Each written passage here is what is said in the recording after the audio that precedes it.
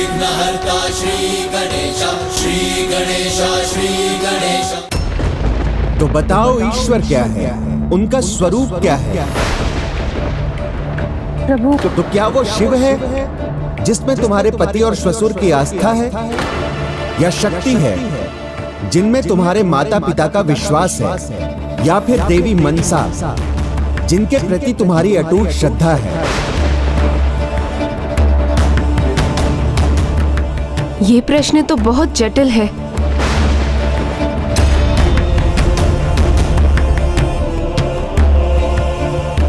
उत्तर दो बिहुला, समय नहीं है मेरे पास। मुझे देव सभा में पहुंचने के लिए विलंब हो रहा है। मैं तुम्हारी चिंता समझ सकता हूँ मित्र, पर इस शिव भक्त की भक्ति की शक्ति पर विश्वास रखो।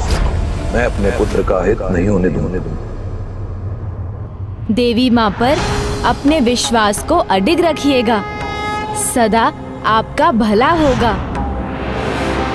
भगवान किसी भी रूप में हो पुत्री, उनका मूल तत्व तो एक ही है। इसलिए उनके जिस रूप से तुम्हारी भक्ति की डोर बंधे है, उसी रूप की भक्ति में रम जाओ। फिर वो माता हो या प्रभु महादेव, श्री हरि नारायण हो या कोई देवी देवता। वो निराकार भी है और साकार भी। शिव रूप में या देवी रूप में या फिर किसी साधु के ही रूप में, शिव, शक्ति, नारायण अभेद्य है। विभिन्न रूपों में भी इनका तत्व एक ही है। आवश्यकता अनुसार अनंत रूप है उनके, कभी दुष्टों का संहार तो कभी भक्तों के कर्मों का फल देने के लिए। जैसे आज आप मुझे मेरे कर्मों का फल देने के लिए प्रकट हुए हैं। मेरा भविष्य, मेरा सौभाग्य, मेरे भावी जीवन का सुख आप पर, आपके निर्णय पर निर्भर है कि मैं और मेरे पति आज आगे बढ़ सकेंगे क्या नहीं।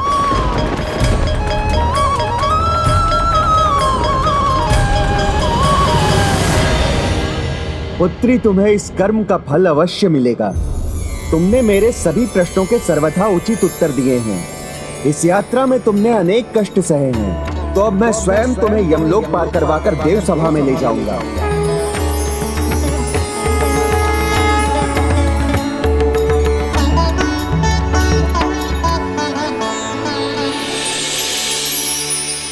कोटि कोटि धन्यवाद प्रभु।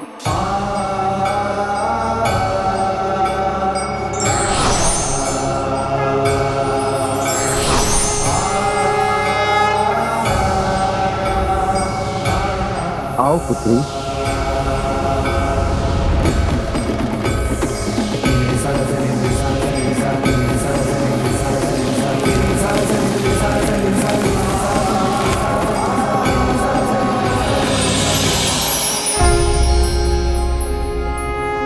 अब दीदी मनसा देव सभा में जाने के लिए अवश्य मान जाएंगी। दीदी, बिहुला की यात्रा अवश्य पूर्ण हो गई हो, किंतु आगे उन्हें आपकी सहायता की आवश्यकता होगी, क्योंकि उन्हें वास्तविक सफलता देव सभा में ही प्राप्त होगी और उसके लिए आपका वहां होना आवश्यक है। अनुज गणेश, बिना आमंत्रण और देवी पद पाए मैं वहां कैसे जाऊं? एकमात्र बेहुला ही है जिसे मुझ पर विश्वास है। मेरी पूजा करना तो दूर, चंद्रधर मुझे देवी तक नहीं मानता। मान लीजिए स्वामी, मान लीजिए उन्हें देवी मानने से आपकी शिव भक्ति कम नहीं होगी। हे मां मनसा देवी, मुझे शक्ति प्रदान कीजिए। इस माँ के हृदय की आँच रख लीजिए स्वामी, इस माँ के आंचल का मार रख लीजिए स्वामी। उसे उसके हृदय के टुकड़े से वंचित मत कीजिए। आपकी पल भर की आराधना, क्षणिक भर की पूजा एक माँ की झोली भर सकती है स्वामी। कर लीजिए ना देवी मनसा की पूजा। कर लीजिए।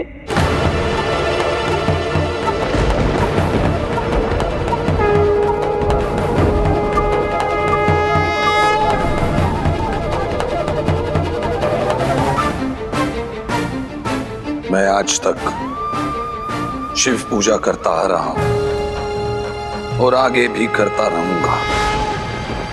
मात्र शिव पुत्री है वो मेरे लिए, कोई देवी मनसा नहीं जिनकी मैं पूजा करूंगा, कोई देवी मनसा नहीं जिनकी मैं पूजा करूंगा।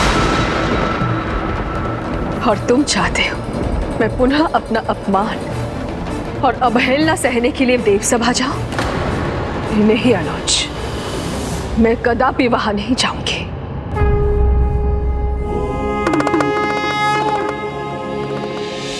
देवी, हमें देव सभा के लिए देवलोक जाना होगा।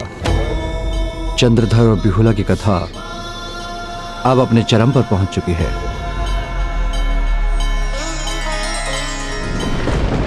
नहीं, मैं उन्हें देवी रूप में स्वीकार नहीं करूंगा, कदापि नहीं।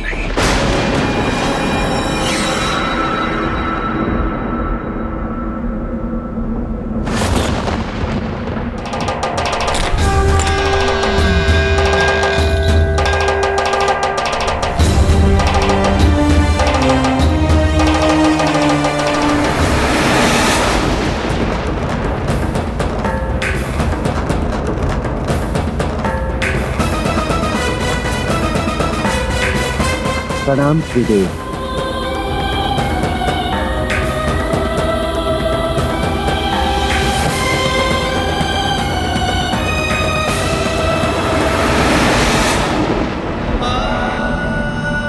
देव सभा में भाग लेना कैसे स्वीकार करेंगी दीदी मनसा?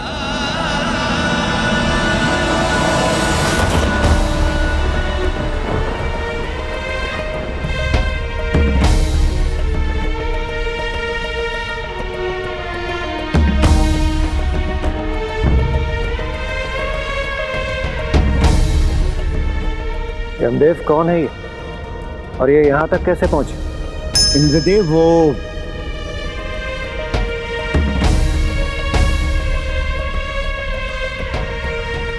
मैं एक साधारण नारी हूं, एक साधारण पत्नी जिसकी शक्ति उसके पति के प्रति उसकी निष्ठा है। देवराज, मैं अपने पति के प्राणों के लिए ये कठिन यात्रा संपन्न कर इस असाधारण देव सभा में आई हूं।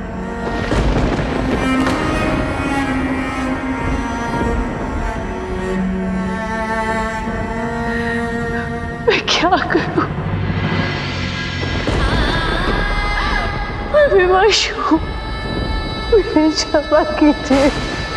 मुझे विश्वास कि आप समस्त देवी देवताओं के दर्शन का सौभाग्य जो आज मुझे प्राप्त हुआ है, मेरे सुहाग की भी रक्षा होगी। मेरे पति के प्राण उन्हें वापस मिल जाएंगे प्रभु। मैं आप लोगों से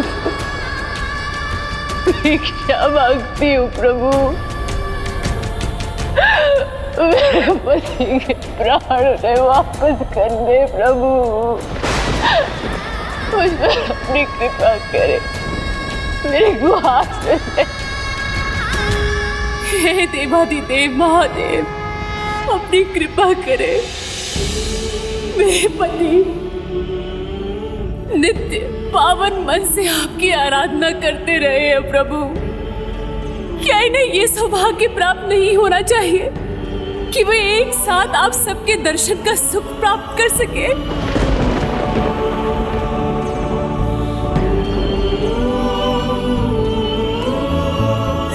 हे महान महिमावान देवी देवता, मेरी गुहार सुने, मेरे सुहाग की रक्षा करे प्रभु। मेरे पति के प्राण वापस लौटा दे।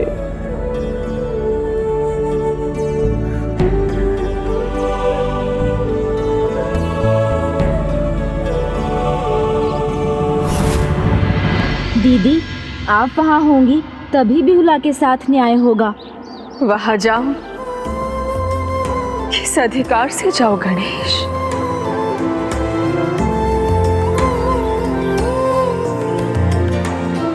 एक माँ के अधिकार से।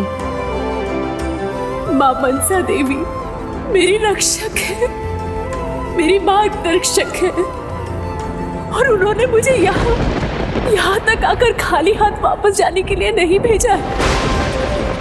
मुझ पर आप सब कृपा करें, मुझे अभागन नहीं सुहागन बनाकर विदा कीजिए।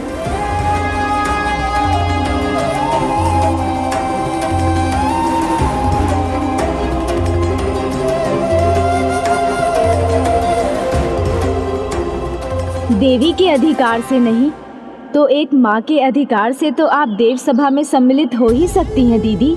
जाइए दीदी, जाकर अपनी भक्त, अपनी संतान बिहुला की सहायता कीजिए। आप शांत क्यों हैं? मेरी वेदना को अपनी दया का कारण बना ले प्रभु। मैं आप लोगों से भिक्षा मांगती हूँ प्रभु, इन्हें प्राणदान दे दे।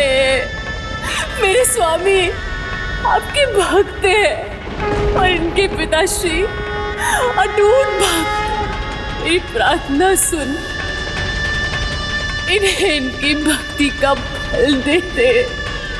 हे जगत माता, हे पालनहार श्री हरि नारायण, हे सृष्टि रचयिता ब्रह्मदेव, हे सौभाग्य की देवी माता लक्ष्मी, हे सरस्वती माँ, हे महादेव, मुझ पर कृपा करे। मेरी भक्ति विफल नहीं हो सकती देवी, मुझे उसका फल अवश्य मिलेगा।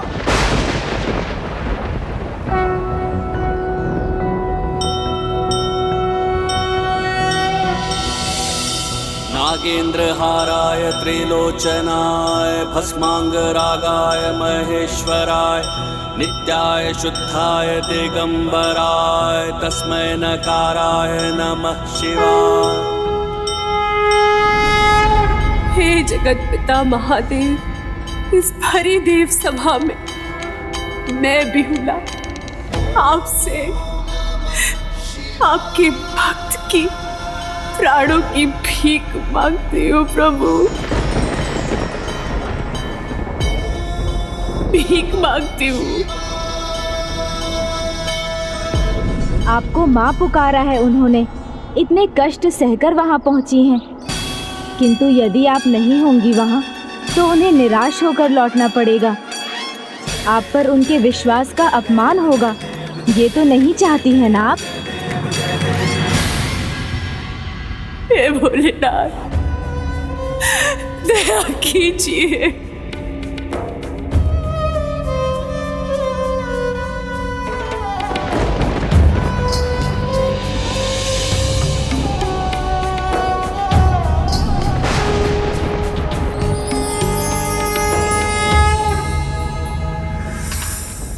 मेरे प्रभु को मेरी असीम भक्ति का फल देना ही होगा, मेरे पुत्र को जीवित करना ही होगा।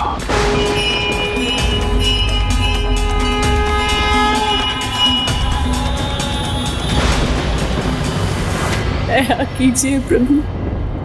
पुत्री बिहुला, तुम्हारे दुख का अनुमान है, किंतु तुम्हारी प्रार्थना का मान रखना हमारे वश में नहीं। किंतु तुम्हारी प्रार्थना का मान रखना हमारे वश में नहीं। मेरे प्रभु, मेरे महादेव इतने निष्ठुर नहीं बन सकते। वो बिहुला की प्रार्थना नहीं ठुकरा सकते। मेरे पुत्र की भक्ति का फल उससे अधिक मेरी परम भक्ति का फल प्रदान करने से मना नहीं कर सकते।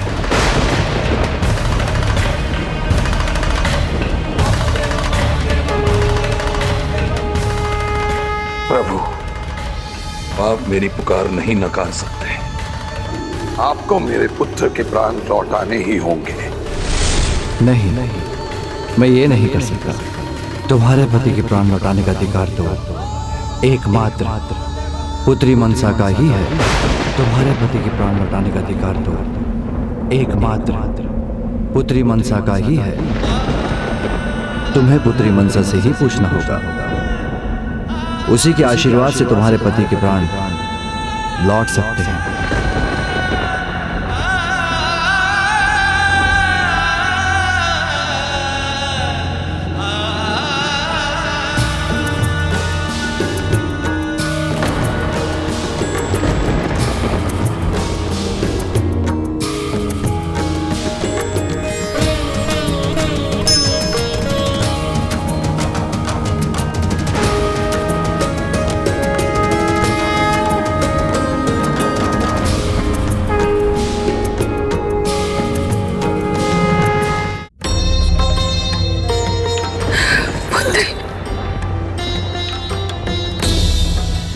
प्रणाम माँ। देवी के अधिकार से नहीं तो एक माँ के अधिकार से तो आप देव सभा में सम्मिलित हो ही सकती हैं।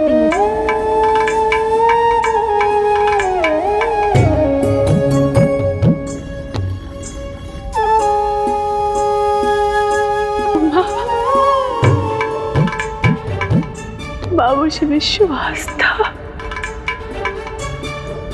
कि आप मेरी सहायता के लिए निश्चित आएंगी माँ। चिंता मत करो पुत्री, अब मैं हूं यहाँ। चिंता कैसे न करूं माँ। मेरे स्वामी की दशा देखिए माँ, अब आपको ही मेरी चिंता दूर करनी है। मेरे पति के प्राणों की रक्षा कीजिए माँ, रक्षा कीजिए।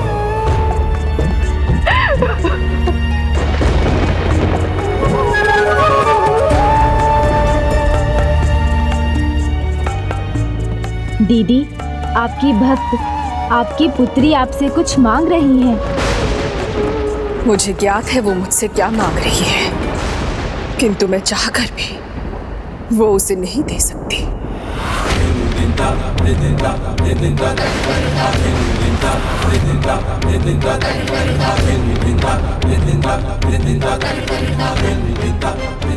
एक माँ की ममता तो सदैव यही चाहती है कि उसकी हर संतान सुखी रहे। मैं भी यही चाहती हूँ पुत्री, किंतु अभी मैं मर्यादा का उल्लंघन नहीं कर सकती।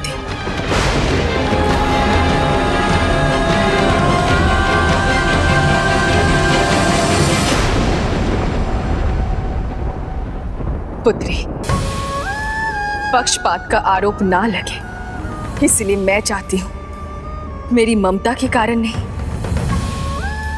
तुम्हारी योग्यता से ही तुम्हारी मनोकामना पूर्ण होनी चाहिए। आदेश कीजिए माँ, अब जो कहेंगी मैं करूंगी।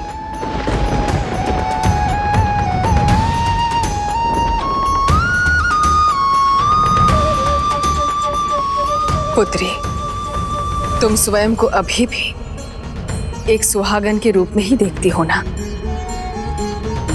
तो फिर सुहागन श्रृंगार नृत्य कर अपने सुहागन होने की योग्यता को प्रमाणित कर, अपने सुहागन होने की योग्यता को प्रमाणित कर, अपने सुहागन होने की योग्यता को प्रमाणित कर।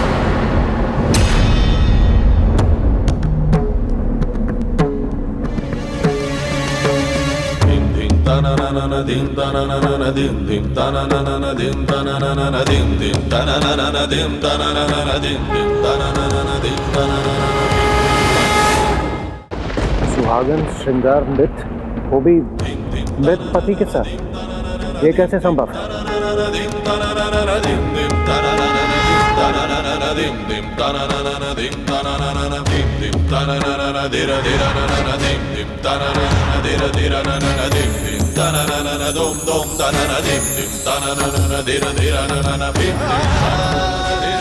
मृत पति की देह के सामने उसकी पत्नी को साज श्रृंगार करना उचित होगा क्या? उसका सुहागन श्रृंगार नृत्य करना उचित होगा?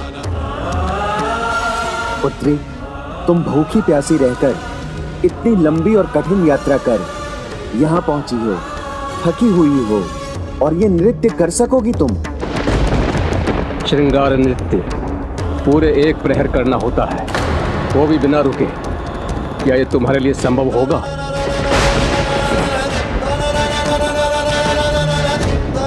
भीतर का सामर्थ्य कठिनाई आने पर और बढ़ जाता है। मैं नृत्य अवश्य करूंगी, अपने पति के लिए, अपने अंतिम श्वास तक प्रयास करती रहूंगी। सुहागन श्रृंगार नृत्य केवल पति के साथ ही किया जा सकता है। जब पति ही जीवित नहीं तो तुम कैसे करोगे?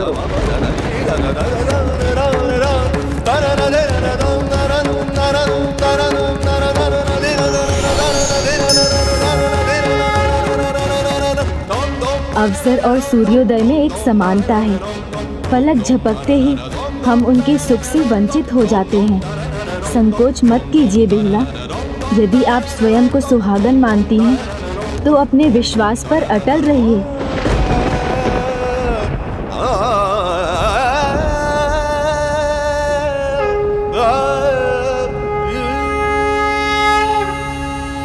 माँ, जब यहाँ तक आने की आपने शक्ति दी है तो मेरे पति प्रेम को भी बल प्रदान कीजिए, जिससे मैं पूरे प्रहर श्रृंगार के साथ सुहागन नृत्य रूपी परीक्षा में उत्तीर्ण हो सकूं।